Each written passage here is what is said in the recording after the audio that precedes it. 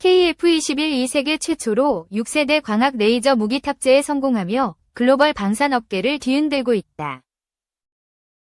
최근 공개된 자료에 따르면 KF-21은 레이저 무기 발사 실험을 성공적으로 마쳤으며 이는 세계 전투기 역사상 최초의 사례로 기록될 전망이다. 이로 인해 KF-21은 기존 4.5세대 전투기에서 한 단계 더 도약해 6세대 전투기로 진입하는 데 중요한 전환점을 맞이했다. 특히 레이저 무기는 기존의 탄도 및 유도 무기와 달리 광속으로 목표물을 타격할 수 있어 방어체계를 무력화할 수 있는 혁신적인 기술로 평가받고 있다. KF-21에 적용된 레이저 무기는 적의 드론, 미사일, 전투기를 정밀 타격할 수 있으며 기존 탄약을 사용하지 않아 운영 비용이 획기적으로 절감될 것으로 예상된다. 또한 KF-21은 이 기술을 통해 전자전 능력까지 갖출 것으로 보이며 이는 향후 공중전의 패러다임을 바꿀 핵심 요소로 작용할 가능성이 크다. 미국, 러시아, 중국 등 주요 군사 강국들도 레이저 무기 개발을 시도하고 있지만 실제 전투기 탑재 및 발사 실험까지 성공한 국가는 한국이 최초다. 이번 성공으로 인해 KF-21은 단순한 전투기를 넘어 차세대 무기 플랫폼으로 자리매김하게 되었으며 이는 글로벌 시장에서도 큰 반향을 일으키고 있다. 특히 미국의 군사 관계자들은 KF-21의 발전 속도에 경악을 금치 못하며 한국이 레이저 무기 분야에서도 세계적인 기술력을 보유하고 있음을 인정하고 있다. 중국 역시 KF-21의 레이저 무기 탑재 소식에 큰 충격을 받은 것으로 알려졌으며 자국의 6세대 전투기 개발에 박차를 가하고 있다. 한국의 방산업계는 이번 KF-21의 레이저 무기 탑재 성공을 계기로 더욱 공격적인 수출 전략을 펼칠 것으로 예상되며 유럽과 중동 국가들에서도 KF-21에 대한 관심이 급증하고 있다. 이미 폴란드, 인도네시아, UAE 등 여러 국가가 KF-21 도입을 검토하고 있는 상황에서 레이저 무기 탑재가 공식 확인되면서 계약 규모가 더욱 확대될 가능성이 커졌다. KF-21의 레이저 무기는 단순한 무장이 아니라 향후 공중전에서 적의 위협을 무력화하고 전술적 우위를 점하는 핵심 기술로 작용할 전망이다. 또한 KF-21의 레이저 무기는 드론 요격 및 탄도 미사일 방어체계에도 활용될 수 있어 공군뿐만 아니라 해군 및 육군에서도 적극적인 관심을 보이고 있다. 이번 성공을 통해 한국은 방산 강국으로서의 입지를 더욱 확고히 하게 되었으며 차세대 전투기 시장에서 독보적인 위치를 차지할 가능성이 높아졌다. KF-21이 6세대 전투기로 진화하며 세계 최초로 레이저 무기 발사에 성공한 만큼 향후 글로벌 전투기 시장에서도 한국의 기술력이 핵심 경쟁 요소로 작용할 것이다. 특히 한국의 독자적 기술력과 빠른 개발 속도는 기존 군사 강국들에게 위협이 되고 있으며 이에 따라 미국과 유럽 방산업체들도 한국의 행보를 면밀히 주시하고 있다. KF-21의 레이저 무기 실전 배치가 이뤄지면 기존의 공중전 방식이 근본적으로 변화할 가능성이 높으며 이는 전 세계 군사 전략에 큰 영향을 미칠 것이다. 이번 KF-21의 혁신적인 도약이 한국 방산업계뿐만 아니라 국제 군사 균형에도 새로운 변화를 가져올 것으로 기대되는 가운데 향후 KF-21의 추가적인 기술 공개 여부에도 관심이 집중되고 있다. 방위사업청에서 국산 무기 첨단화에 기여한 공무원들의 성과에 관심이 쏠리고 있다. 인사혁신처의 포상을 받은 전문관들은 한국형 전투기 KF-21 개발과 국방 레이저 분야의 신기술 확보에 지대한 공헌을 했다. 지난달 근정포장을 수상한 정태일 수석 전문관은 한국형 전투기 항공기 체계팀에서 비행제어 담당으로 비행제어 개통의 현장 사업 관리를 통해 KF-21 시제기 최초 비행과 공중급유 시험, 고바등각 시험 등을 성공적으로 수행했다. 국내 최초로 전투기에 적용 가능한 고부가가치고 난이도 핵심 기술의 국산화에 크게 기여한 것. 대통령 표창이 수여된 이상윤 전문가는 방공유도무기 사업팀에서 미래 무기체계인 레이저 대공무기 개발 사업을 담당하고 있다.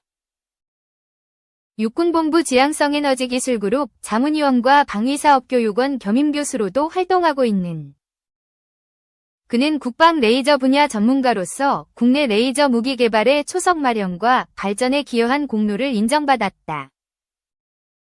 대한민국 공무원상은 국가시책과제를 성공적으로 추진해 우수한 성과를 낸 공무원을 인사상 우대하기 위해 2014년부터 국가지방공무원을 대상으로 수여해왔다.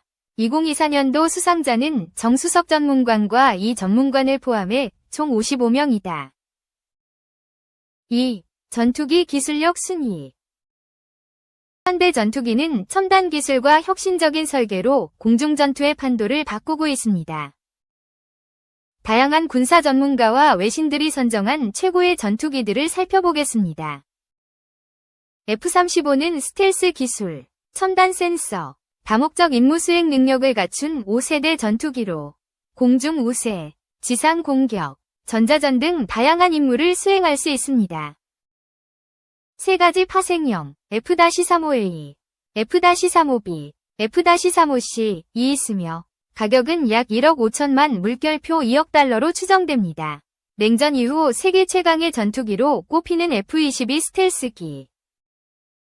실전 경험은 없지만 적 레이더에 포착될 위험을 극단적으로 낮춘 스텔스 성능과 우수한 기동력을 토대로 미국의 제공권을 상징하는 존재. F-22는 뛰어난 스텔스 성능과 기동성을 갖춘 공중 우세 전투기로 공중 전투에서의 우위를 제공합니다. 그러나 생산이 종료되어 현재는 제한된 수량만 운용되고 있습니다. Su-57은 러시아의 5세대 스텔스 전투기로 고속 비행과 뛰어난 기동성을 자랑합니다. 현재 일부 국가에서 운용 중이며 지속적인 업그레이드가 이루어지고 있습니다. J-20은 중국의 5세대 스텔스 전투기로 공중 우세와 지상 공격 능력을 갖추고 있습니다. 현재 중국 공군에서 활발히 운용 중이며 지속적인 성능 개선이 이루어지고 있습니다. 라팔은 프랑스의 다목적 전투기로 공중 우세, 지상 공격, 전자전 등 다양한 임무를 수행할 수 있습니다. 여러 국가에서 운용 중이며 높은 기동성과 신뢰성을 자랑합니다. 타이푼은 유럽의 다목적 전투기로 공중 우세와 지상 공격 능력을 갖추고 있습니다. 여러 국가에서 운용 중이며 뛰어난 기동성과 최신 기술을 탑재하고 있습니다. 슈퍼호넷은 미국의 다목적 전투기로 공중 우세와 지상 공격 능력을 갖추고 있습니다. 항공모함에서 운용 가능하며 높은 신뢰성과 다재다능성을 자랑합니다. Su-35S는 러시아의 4.5세대 전투기로 뛰어난 기동성과 최신 항전 시스템을 갖추고 있습니다. 추력 편향 엔진 노즐을 통해 다양한 비행 상황에서 우수한 성능을 발휘합니다. F-15E는 미국의 다목적 전투기로 공중 우세와 지상 공격 능력을 모두 갖추고 있습니다. 높은 탑재 능력과 장거리 비행 능력을 자랑합니다. KF-21 보라매는 대한민국의 4.5세대 전투기로 공중 우세와 지상 공격 능력을 갖추고 있습니다. 국내 기술로 개발되었으며 향후 지속적인 업그레이드를 통해 성능 향상이 기대됩니다. 이러한 전투기들은 각국의 공군에서 핵심 전력으로 운용되며 지속적인 기술 개발과 업그레이드를 통해 전투 능력을 강화하고 있습니다. 각 전투기의 순위와 평가 기준은 전문가와 외신에 따라 다를 수 있으므로 다양한 정보를 종합적으로 고려하는 것이 중요합니다. 시집살이를 아주 호되게 한 엄마는 시어머니가 둘인 집에 시집가면 어떻게 하냐고 걱정하셨다. 남편 가정은 남편이 군대 가 있을 때 깨졌다. 어머님은 미국행을 하셨고 남편이 26살쯤 아버님은 재혼을 하셨다. 그래도 성인이 되어 만나게 된 새어머니와의 관계는 어색할 수밖에 없었나 보다. 새어머님은 손주들이 넷이나 되지만 우리 집에 오시는 걸 꺼려하신다. 옛날에 엄마는 그릇을 돌려줄 때 빈 그릇으로 주는 게 아니라고 말씀하셨다.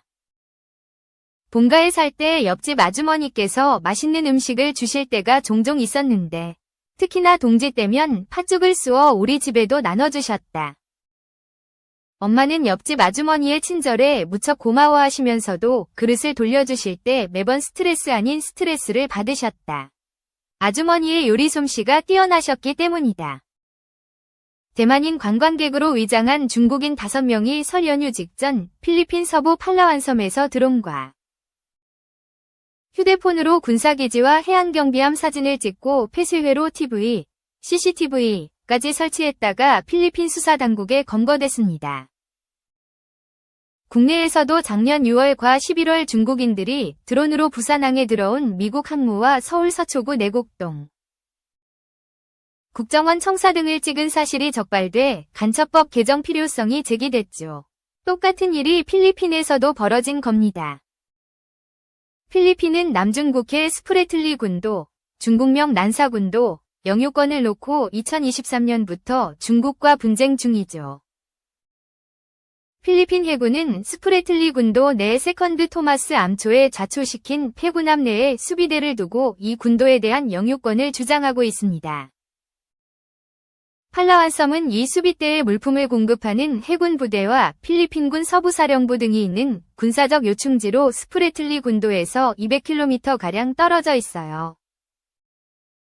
필리핀 당국은 앞서 지난 1월 20일에도 루손섬 인근 군기지와 발전소, 경찰서 등 각종 인프라 시설을 정찰하고 3차원 입체 영상 자료를 수집한 혐의로 중국인 덩이안칭과 필리핀인 2명을 검거했다고 발표했습니다.